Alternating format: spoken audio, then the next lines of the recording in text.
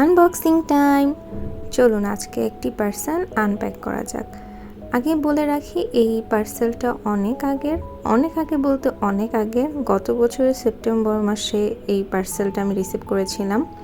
তো অনেক আগে আমি ভিডিওটা করে রেখেছিলাম, ভেবেছিলাম কখনো যদি আমার অ্যাকাউন্ট খুলি তখন আমি সেটাতে পোস্ট করব। সেই অ্যাকাউন্ট খুলতে খুলতে আমি এত দিন পার করে ফেলেছি, আর আজকে ফাইনালি আমি এই ভিডিওটি আপলোড করছি।